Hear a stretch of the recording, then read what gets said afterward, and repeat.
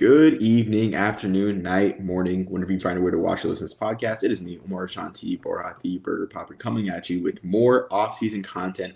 And I am joined by a very special guest today.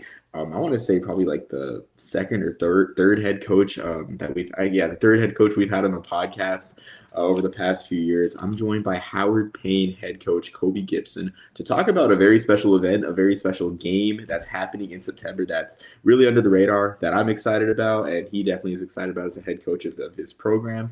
Coach Gipson, thanks for joining me, and yeah, I really appreciate it, just you taking the time.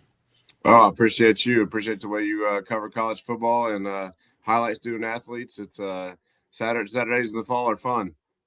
Absolutely. I couldn't have said it better myself. I mean, just love covering college. There's something different about college football, even in this age of NIL and everything. But we're shifting away from NIL and all that. We're talking about Division III football, where I guess, the natural thought of college football that comes to mind for people still exists. Regionality, true student athletes. It exists in Division III and also at Howard Payne. So just to preface a little bit, September 26th, Howard Payne will be hosting I guess hosting technically, I guess you guys are the home team. It's a closer program. Hosting Simpson College from Iowa at the Star at Frisco, the Ford Center at the Star. It's a long name. The Ford Center at the Star at Frisco, the Dallas Cowboys practice facility, which a lot of college football fans already know, hosted last year's Frisco Bowl and has hosted the East West Shrine Bowl on a couple of occasions. And this would be the first Division III game and only the third college football game at that venue. So, Coach, naturally, just looking at it with there not being that many Division III neutral site games, I mean, the first thing that came up to mind was how did this game come to be? Yeah, I think when you start resetting the schedule and you start talking about student athlete experience, and we want our players to when they're done with our program to be able to look back and say, I was able to experience this, and that was because I was a college football player. And so this year we are also traveling to Oregon to play on the coast. But we also wanted some type of experience that maybe was a little easier for our families to get to and our alumni as well. So talking about locations, we talked about what would it be like to play a game at the Star in Frisco, and what would that do for our players? Get to play in an NFL facility, a place that they've usually only seen on TV. And then for our alumni, we have a very strong alumni base in the Dallas-Fort Worth area that's going to be able to come out to the game. And when you go to that neutral site at a place like the Star, you remove all the weather implications. So being indoors will be just fine. Playing in the afternoon in the state of Texas. So basically, it all comes down to the student athlete experience is very important to us. We think this will be a great experience for both sides. I love what you said, Coach, about the student athlete experience because a big thing for me as I cover this game, I love college football, and my focus is mainly Division I, FBS, and FCS. Even though I'll cover any school under the sun, I'll cover it if I find it interesting. But the student athlete experience is being lost, I'd say, in Division I college football, where I mean, schools just don't do things for fun anymore, particularly like go to Hawaii or just like, even participate in bowl games for some schools. But to hear you say about the student athlete experience and just give your players something to look back on, that was just different and unique. I mean, it's really admirable, and I love to hear. It warms my heart just seeing everything happening with the college football landscape. Yeah, I think that when you remove the student athlete being the number one priority of the program, then you lose some of what is special about college football. And hopefully, in the world that you're talking about, the Division I FBS FCS experience, where I was at the FCS level for 5 years, and fortunate to have serve under two different head coaches that both valued the student athlete experience. And so I hope that at some point in time that will regulate itself back to being where it is about the student athletes. But the big thing about where we are in the American Southwest Conference in Division III is you got me as the head coach and also my wife. We grew up with Division I dreams just like every other athlete, but we ended up being Division III athletes, and we look back on it, and that was the best decision of our life. And the experience we had was very special. When we got married, we had our teammates lined up next to us, and that is still happening. That can still happen. And Howard Payne University is a place where you can come play. And I don't know that going to play at the Star with a bunch of guys you really don't know is a real great experience. But going to play at the Star where you really enjoy your teammates, you've built a relationship with them over a season, 2 seasons, 3 seasons, 4 seasons, and to be able to go experience that with people that you have invested a lot with, that can be something they can look back on the rest of their life. And when they get together in 5, 10, 15 years, come see me at homecoming later on in their life, they can say, Coach, you remember that time we played at the Star? And hopefully it'll be a good memory associated with it. Yeah, Coach, I really like that a lot because for me as an Army fan, Service Academy fan in general, but particularly Army, the continuity is just a huge thing that sets the Service Academies apart in the world of Division I football. And just to hear that, like it's again, it's refreshing just to hear that continuity, the brotherhood, and just building those bonds. I mean, it's really a heartwarming story. Just about you and your wife, and then of course like your team, of course like the teammates, sharing that experience just with one another and just looking back as part of like a senior class. It's really something that's just rare to the casual college football fan, we'll say. Right. So Coach, like another question I had regarding this is, so I guess from a geography and kind of money standpoint in terms of like making this game like the most like lucrative as possible for both schools, I was wondering like why Simpson College out of Iowa and not one of your American Southwest Conference mates for this game? Yeah, so I think that comes down to, if you follow the American Southwest Conference, there's been a little bit of a reshuffle in terms of additional teams coming into the conference. And so when I got this position in February of 2025, the 2026 fall was already set. Well, 2 of those teams that were already set as non-conference games became conference games, which then the conference gave us the dates that we were going to play. Okay. So for us, and us being somewhat the catalyst as far as organizing and wanting to have this game, we now have 5 conference games. Okay. And so every year you're gonna have 2 home games or 3 home games. Well, this fall is the year we have 2 home games. So we didn't really want to give up a home game in conference and only play 1 conference home game. So the non-conference schedule is where we need to look. Well, when those non-conference games became conference games, now we had some openings on the schedule and dates that we needed to fill. And then at that point in time, there's really only a handful of teams that still had openings. And fortunately, Simpson College was one of them. And when we spoke with them, they were talking about needing a home game. We were needing a home game. And so then the conversation turned to neutral site. And then we talked about, obviously, we are closer to the Star than Simpson College, but similarly, they have a very similar mindset of what a great student-athlete experience this would be for our players. So that's when we arrived on this is where we're going to play, and we want it to be about the players and hopefully a really, really good football game and a really, really cool atmosphere and something that will be a highlight of their college careers for both sides. Absolutely, that's interesting, Coach. I think I'm surprised to hear that. I guess Simpson was like willing to do like a neutral site like closer to, because I know that the politicking at all levels of college football between like home games and road games and homes, like home games are precious commodities. I mean, money from a financial standpoint, from just in general. So that's interesting to hear that you guys, I mean, both came to this honestly compromise for this neutral site game instead of say a home and home and whatnot. It's very, very intriguing. Yeah, I think it's really great for recruiting for both sides. Like, I mean, if I'm at Simpson College in Iowa and I'm very, very strong Division III state and a lot of competition in the recruiting world, similar to Texas, you bring in players and say like, hey, one of the things that we do is we're gonna go to Texas and play at the Dallas Cowboys practice facility. That might be something that separate, for kids, for all student athletes, they all have a set of priorities, right? When they make a decision, and if the experiences like that are pretty high on their priority list, that might push Simpson College over the edge as far as them getting a recruit versus maybe a team that doesn't travel very far or only plays in the state of Iowa or whatever the case may be. And so I think that's probably a pretty attractive game for Simpson because it's going to be a really great trip for their team. Yeah, absolutely. A question I had too, just also regarding the logistics of this game, were there any pre-existing relationships between you or the Howard Payne athletic department with the Dallas Cowboys organization that might have made organizing this a bit easier?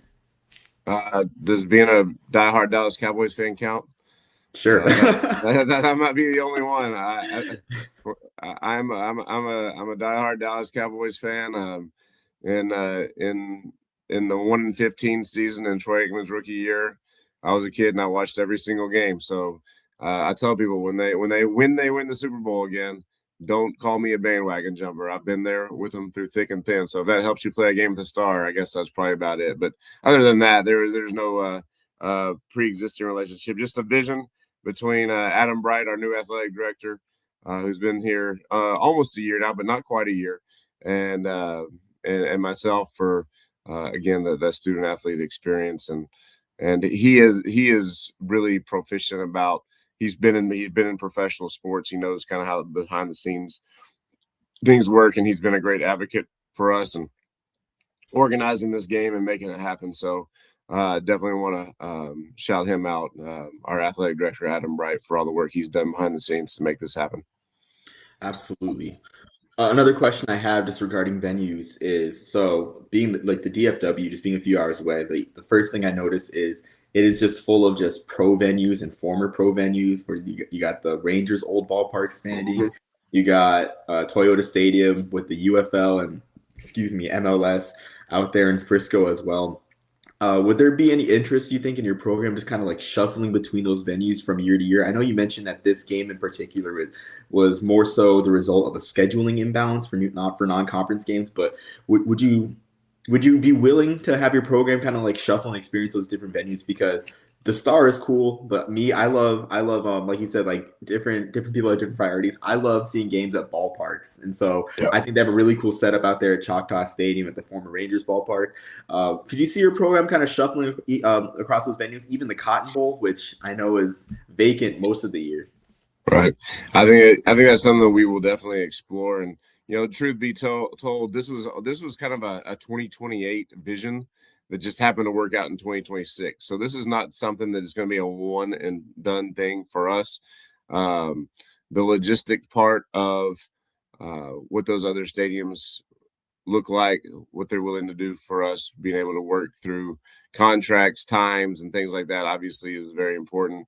I guess to me, the thing that the Star has over most of the venues that you mentioned is the fact that the in a neutral site game, I think handling the weather uh, is somewhat important, especially if you're going to play a non-conference game in Texas, where the time may have to be set at a certain time. We can't just go in there and say, "Hey, we're going to play at 7 p.m." We are functioning on their schedule and what they will allow us to do. So that's an advantage that the Star has. Obviously, having the Cowboy Star in the middle of the field is pretty cool too. Obviously, I grew up going to Ranger games as well. Big Texas Ranger fan, so playing in that ballpark at Choctaw would be great as well. So I think there's definitely some other venues in state as well, whether that's in the Houston area. We have a lot of players from Houston, San Antonio, Austin. We're open to all those, and we are definitely looking at neutral site games in the future, again for that student athlete experience and giving them a memory that they'll keep with them for a long time. That's great to hear, honestly. I mean, I love neutral site games in general as a huge lover of bowl games and their role in the fabric of college football. Like, I love me anything resembling a bowl game, even if it's in the regular season. So, when I saw this, I mean, obviously we're here now talking about this, so I was really excited to cover this. So I'm excited to hear that Howard Payne is just look, and your program is just looking just to schedule more of these games and just enhance the student athlete experience. I have kind of a challenging question. So Howard Payne to Frisco was a 3 hour drive. I was surprised. I thought honestly, like, I'm not the best with Texas geography. I thought Brownwood was part of the DFW Metroplex. I thought it was just some city that I missed, like Plano and Garland and whatnot. But it's a 3 hour drive. So do you foresee this being a tough sell for the student section to come out, make the drive to Frisco, compared to just playing out there at a Gordon Wood Stadium out there in Brownwood? To me, that goes back to where's your base. And you look at just our school in general, we have a very, very big portion of our population that is from the Dallas-Fort Worth area. So that's a place we recruit as a football team. We recruit as a university. And so I think, the opportunity to run home and see your family and also catch the football game of your friends. And, we really try in this program to reach out to other programs, other organizations. For example, there was a Friday night event that involved the fraternities and sororities here called Spring Sing, and we took the entire football team there to cheer them on, support them, to recognize their hard work that they've put in. It was a really fun night. I think our guys had a really good time, and so I think that at a school this size, you can do that to where it's not just, hey, I'm going to drive 3 hours to watch the football team. It's, hey, I'm going to drive 3 hours to watch the linebacker that sits next to me in English class that came to Spring Sing. And, it's more personal than it is maybe at some of these schools where the football players have all online classes. They never leave the football facility and you have no idea who they are. Like the student body knows our players, and we've tried to immerse ourselves inside of that. Like I think most college football coaches, and probably speaking a little bit out of turn here, but at least some college football coaches don't encourage intramural basketball, just for an example. And I'll be disappointed if our players don't play intramural basketball or get involved in co-ed volleyball tournaments and do everything they can on campus for, again, just their student athlete experience, but also I want them to be friends with people outside their football team. That's good for now. It's good for later. It's good for building their network. And so we really try to do that. And I think that will help us get some students to Frisco. They'll have a good time cheering inside an NFL facility for our team. So I'm not worried about that side of it. I think that'll be something that they look forward to, and maybe we can incentivize it somehow. And, we'll look forward to that day. I think that's a wonderful point too. I mean, and I can sort of relate to that, even though I didn't go to a D3 school. I mean, but I went to. I mean, of course, I went to West Point, went to the U.S. Military Academy, and so when you actually know those guys and like are working with them every single day, like I can think of a couple of guys, like one guy in particular. His name was Dominic DeStefano. He was a slot back for the team, and he was in our company. Like we're in the same company, but it's like we worked together on several projects during the academic year as part of our jobs with the company, and just knowing him better made it easier to root for, and that's something I just never really thought of until now. So I think that's just a wonderful point, honestly, just about that camaraderie. And I do find that intramural basketball point interesting too, because I mean, I know you're the head coach.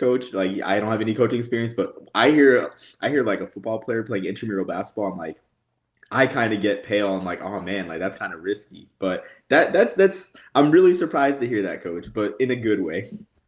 We're good. I think that's something that, you as a college football coach, yes, you got to get ready to play football and train your players to play football.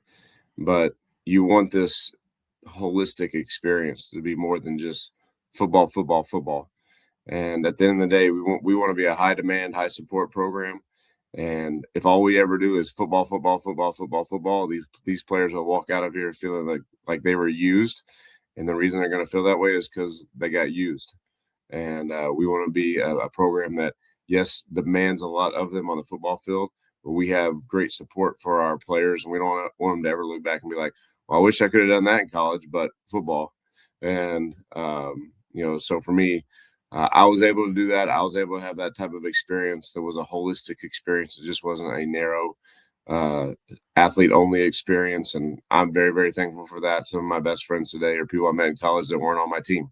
And so, I think we are definitely committed to that. We want to be a part of the campus at a school this size, at a faith-based institution. The football team should be the heartbeat of the campus. And the reason that is because we're the biggest organization on the campus. And if we're going to be the heartbeat of the campus, then we better be on the campus. And so that is something that we feel very passionately about. Yeah, I mean, I couldn't agree more. I mean, I just love that approach that you have. about it not being an arrow, because at the end of the day, like, these are still college students. I mean, college is it's a formative experience. It's a formative experience for everyone that goes to college. I mean, in maturing and like becoming an adult essentially. So that's really refreshing to hear, Coach.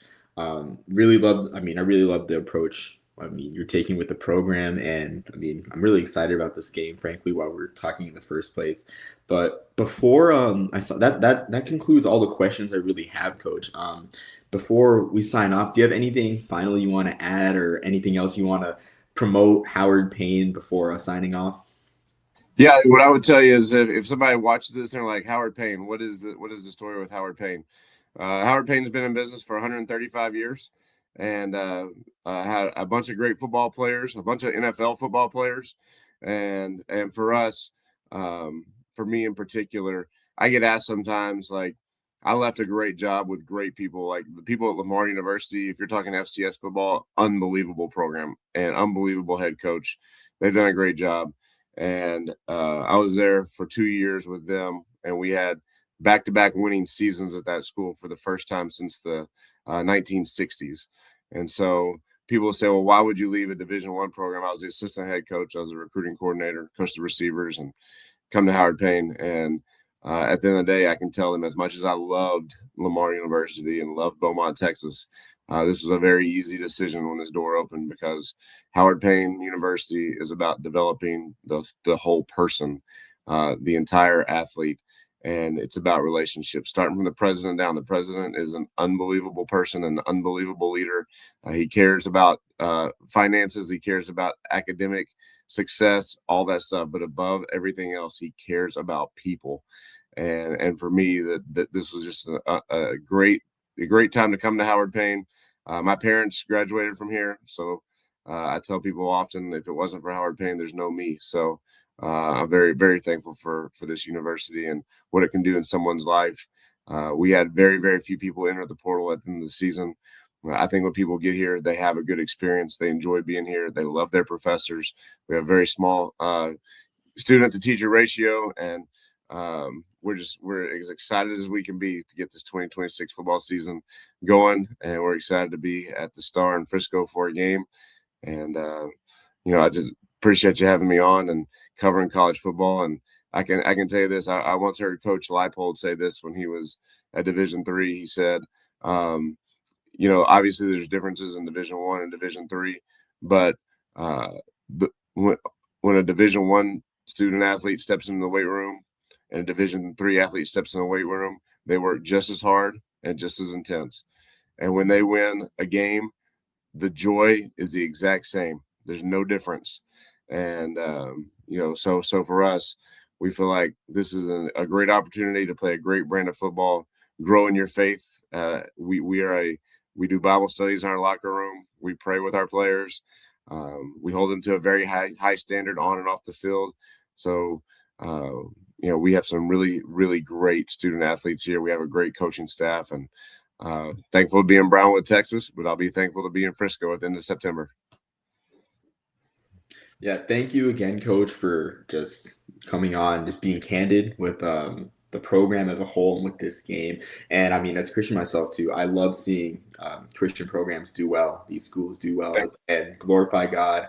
And honestly, just carry the Great Commission just through. I mean, playing ball, just being good student athletes and everything, and showcasing their God-given talent. So I'll be rooting for you guys too, honestly, throughout this season. Hopefully be able to make it to the game myself as well come September 26th. We'd love to have you there. Let me know.